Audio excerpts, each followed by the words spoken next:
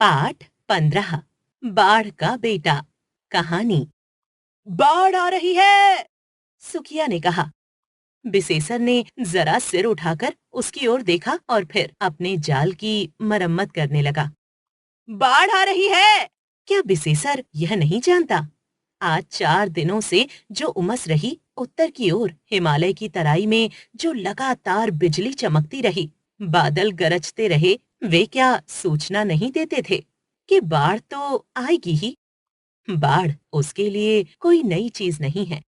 बचपन से ही वह बाढ़ देखता आया है, उससे खेलता आया है। बीच चौर में है उसका गांव। 4 महीने तक तो यह टापू ही बना रहता है। बिसेसर को अपने बचपन की याद आ रही है। उसे याद आ रहे हैं उसके दादा प्रयाग साहनी। बूढ़े प्रयाग साहनी इसी तरह एक दिन जाल बिछाकर बैठे थे कि उन्होंने बिसेसर को पुचकार कर बुलाया।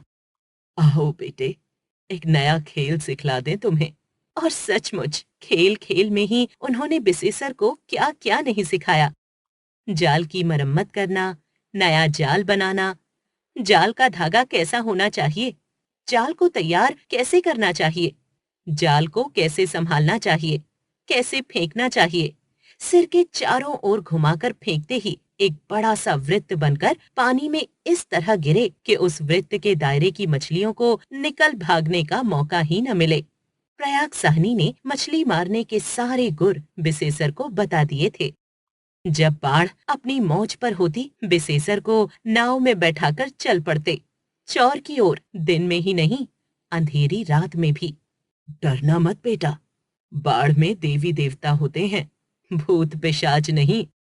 जब नाव चौर में पहुंचती, बूढ़ा पतवार चलाना छोड़ देता, नाव को स्थिर कर देता और उसकी मांगी पर जाल लिए खड़ा होकर पानी की ओर एकटक घूरता रहता। बिसेसर को याद नहीं कि कभी उसके दादा का निशाना चूका हो। प्रयाग साहनी ने बिसेसर को नाव के विषय में बहुत सी शिक्षाएं दी थीं।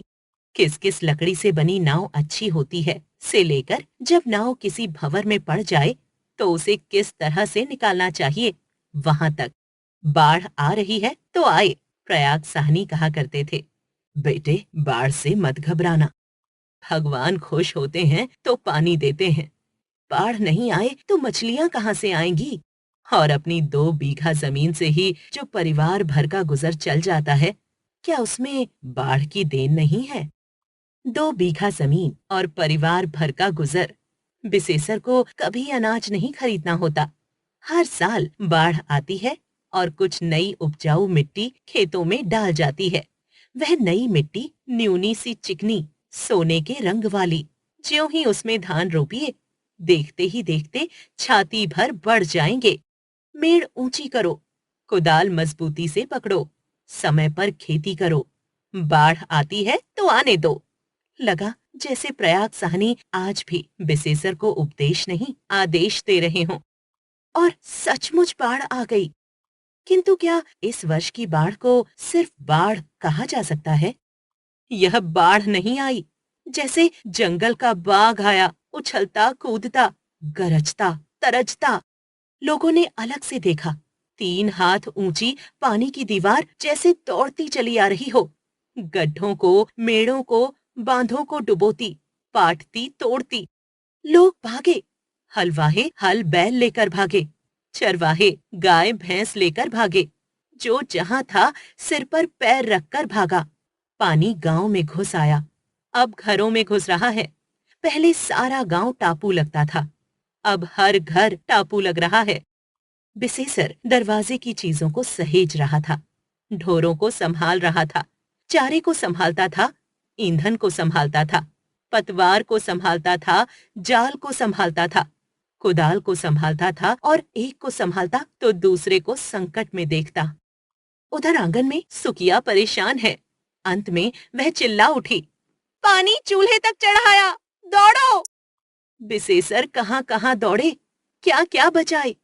पानी बढ़ता गया, बाहर की सारी चीजें भीग गईं, भीतर की भीतर भीग रही हैं। कपड़े और अन्न तक को नहीं बचा सका। अंत में तो ऐसा लगा कि उसकी झोपड़ी भी कहीं बह ना जाए। जो कुछ संभव हुआ वह पहुंचा गांव के नुनफर पर। गांव का नुनफर आज गांव का गोवर्धन बन गया है। बाल बच्चे, अन्न धन, चारा ईंधन लेकर लोगों ने नुनफर पर शरण ली है।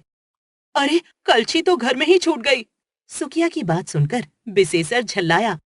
जहां पहले हाहाकार था, वहां अब चीत्कार है, आर्तनाद है। लेकिन रोने धोने से क्या होता है? लोग धीरे धीरे शांत हो रहे हैं। प्रयाग साहनी कहते थे, जो बाढ़ जितनी देर से आती है, वह उसी तेजी से भागती है। दूसरे ही दिन से पानी घटने लगा था, तो भी गांव से निकलते निकलते 7 दिन लग गए। उफ, इन 7 दिनों में गांव की क्या दुर्गत हो गई है। लगता है गांव में किसी ने बमबारी की हो।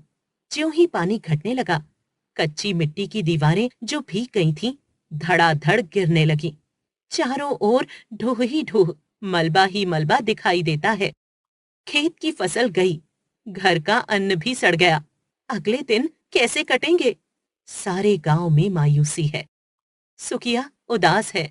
बिसेसर की आंखों में नींद नहीं आ रही है। बाढ़ आती थी, जाती थी। यह क्या बाढ़ आई?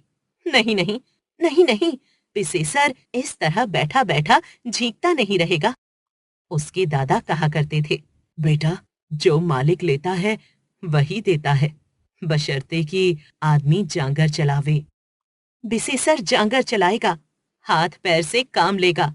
ये पुट्ठे किस काम के, यदि संकट में काम नहीं आए? बिसेसर ने कुदाल उठाई, घर में दरवाजे पर जहां जहां कीचड़ जम गई थी, उसे साफ किया। फिर उसी कुदाल से सारी गली सड़ी चीजों को बटोरकर एक गड्ढे में डाल दिया। खाद भी बनेगी यह। जहां जहां गंदगी थी, उसकी कुदाल वहां वहां पहुंची। 2 दिन में कम मदद नहीं की।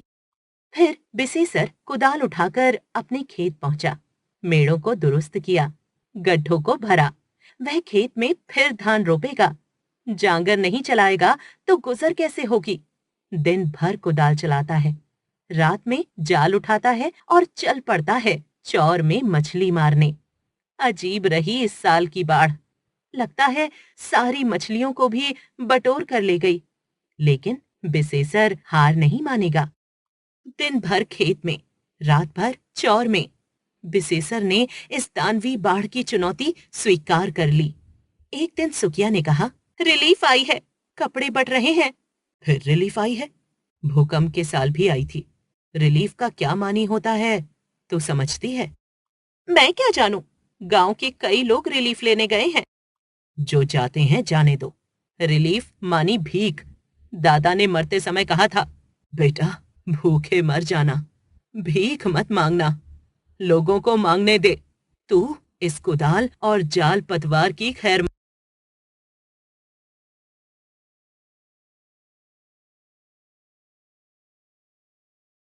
बोरे के बोरे चावल और गड्ढे के गड्ढे नोट बट रहे हैं, लेकिन बिसेसर अचल अडिग है, अपने काम में जुटा है।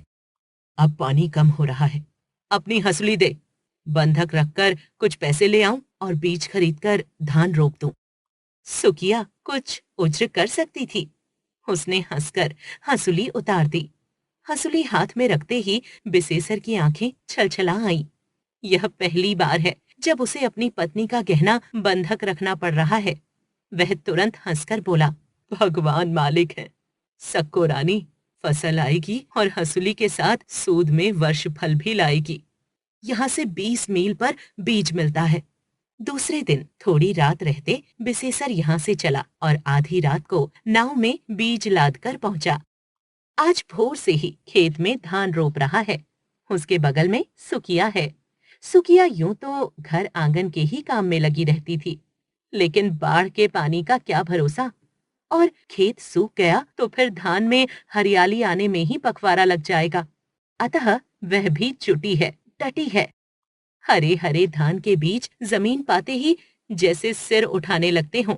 बिसेसर खेत रोप रहा है और उसके रोम रोम पुलकित हो रहे हैं। बाढ़ आती है, बाढ़ जाती है। समय पर यदि खेती हो गई तो पूरी क्षतिपूर्ति हो जाती है।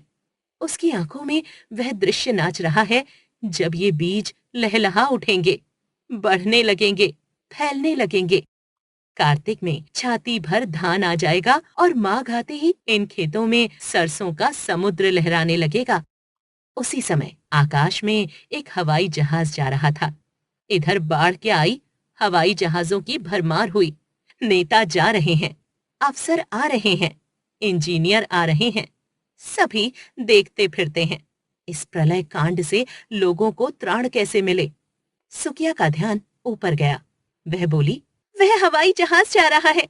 बिसेसर अपनी उंगलियों से बीजों को छिटकाते हुए और रोकते हुए बोला, हवा में मत देख, हमारा काम जमीन देखना है। हम जमीन देखें। वे अपना काम कर रहे हैं, हम अपना काम करें। और सचमुच उसकी नजर ऊपर नहीं गई। वह उसी लगन से, तल्लीनता से अपना खेत रोपता रहा। बस रोपता रहा। शब्द और उनके अर्थ। चौर, नीची जमीन, लो लैंड। वृत्त, गोला, सर्कल। जमीन, भूमि, लैंड। नाव, किश्ती, बोट। चरवाहा, पशु चराने वाला, वन हु ग्रेज एनिमल्स। आर्तनाद, चीख चिल्लाहट, क्राइज। रिलीफ, राहत राशि, रिलीफ। पुलकित, खुश, हैप्पी। सूचना, खबर, न्यूज। गुर, तरीका, मंत्र, मेथड। न्यूनी, मक्खन, बटर। उपदेश, प्रवचन, प्रेचिंग। परेशान, दुखी, डिस्ट्रेस्ड। नुनफर, ऊंचा स्थान, हाईलैंड। उदास, दुखी, अनहैप्पी। हंसुली, गले का जेवर, अ टाइप ऑफ ज्वेलरी।